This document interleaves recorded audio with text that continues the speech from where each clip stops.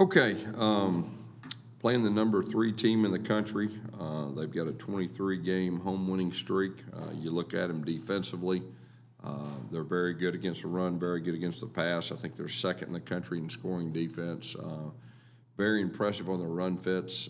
They challenge you. They play a lot of man. They got some real guys that can cover.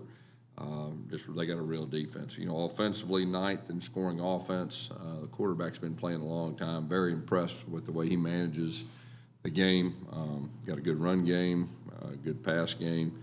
They're really a complete team when you look at them. So it'll be a big challenge for us. I know we're excited to go there and play, and be a big challenge. Questions?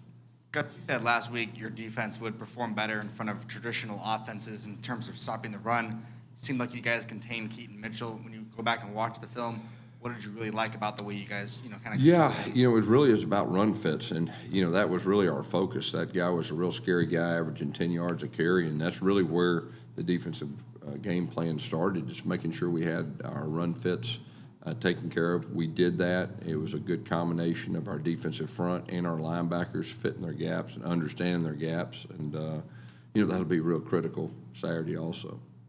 Coach, what about freshman Mr. Adams? He started for you on Saturday. He played really well for a freshman.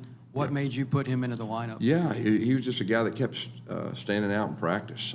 Really he caught my eye, in fall camp. He's a big guy, and, he understands, he's got a good football knowledge, and so he's a guy that just earned it. And, he did a good job for his first start. He's got a chance to be a really good player.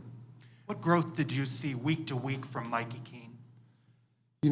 Of course, it was his second game. It was his first home game, and like I said, for young quarterbacks, a lot of times there's more pressure at home than there is on the road. So I was really excited the way he handled himself. I mean, he'd like to have that one throw back, but he made some really good throws. We had one that had a chance for an explosive play. We dropped down the sideline, but thought he managed the game well. He threw the ball away when he had to. They went zero blitz on us a few times. He held it long as he could, and he gave our guys a chance. So overall, I think he had a good, solid performance his second. Coach, you did mention you going into the game this weekend, playing the third-ranked team in the nation in Cincinnati. A lot of the framing outside of and in the public is that this is a David and Goliath situation. Now, I know you've been around for a while. That outside noise isn't supposed to get in, that kind of thing. But is there kind of that David and Goliath feeling to this game where you were going to take that chance to try to overcome? Well, I mean, they're one of the best teams in the country. We're playing them on the road. It's a big challenge, but that's part of it. I know our guys are extremely excited to play this bunch. Our coaches are too. This is one of the best teams in college football. It's not just one of the best teams in the conference, and I've been fortunate enough to play against some really, really good defenses, and I think you can put those guys in that same category, and some really good offenses, and I think you can put those guys in that same category too. So it's a big challenge, but we're looking forward to it. When you watch Desmond Ridder play, I mean, how hard will it be to contain a guy like him, and what does he do best, I guess? He's an experienced guy, and he knows what he's doing. He's very well coached. He understands the system, presents challenges, run game, pass game. He's a real guy. Coach, your running backs, they've been playing really well. Obviously, Isaiah's out, and that's unfortunate, but they've all stepped in. Are you calling plays for individuals, or is it just plug and play? Really, at first, when we lost Isaiah, we tried to be fairly specific. We learned a lot about our guys. And like we said earlier, Johnny's starting to become a complete back. It was good to get Mark out there in prime time. I think he answered the bell very good. So those guys getting experience is really going to help us in the long run. And, they're both coming into, turning into complete backs. Third down conversions, 5 of 15 in this game. You've mentioned it before. The last couple of weeks, it's been a struggle. What can you do to break through on that? Yeah, we did a better job of kind of getting that 3rd and 7 and less. We just had one that we came up a yard short and all that, but that's going to be real critical, in this game, making sure that we stay on the field, and we're growing as an offense, and we got to do a good job of not only executing but getting a good plan also. Coach, when you got a top 5 team coming in, or when you're going to play a top 5 team rather, a lot more eyes are on the players. How do you make sure that your team doesn't try to do, or your players don't try to do too much and try to stay within the system? Well, I mean, from a coaching staff, we need to give them a good plan. And, my experience in big games, I mean, you got to have guys make plays. And, that's really what we're telling our players. We got some good players, and we got to make plays. And to have a chance to beat these guys, you got to make plays. And that's going to be our goal to help our playmakers get in position to do that. So hopefully that'll happen. Is there a chance you get Isaiah Bowser back this week, or is he still? That group is week to week. I mean, that's probably the best way to put it. I mean, it's, I don't know. I don't know the answer. Thursday, I'll be able to tell you more. I know it's still early in the week, Coach. Haven't had a lot of practice yet, but as far as the guys and taking that momentum from this past weekend's game, like how much different does it look at this point this week than last week? Yeah, anytime you win, you go through 2 tough losses. That's tough on anybody. You have a tough earned win, and it was really a kind of a team win the way everything went down, and that does nothing but help you. And it's a 24-hour rule when you win too. I mean, you got to put it behind you, and then you turn this film on. They'll wake you up in a hurry when you watch them. Man, our guys, my wife could watch film of this group, and they'd know they're really good. I mean, so hey, it's on to next week in college football, and that's the way we're approaching it. Kalia Davis went down, didn't return to the game, needed help walking to the sidelines. Do you have any update on his status? And if he's not able to go, how does him not being on that defensive line change the rotation at tackle? Yeah, that was a tough blow. We lost him for the year. That's what we did, and he'll have surgery in the near future.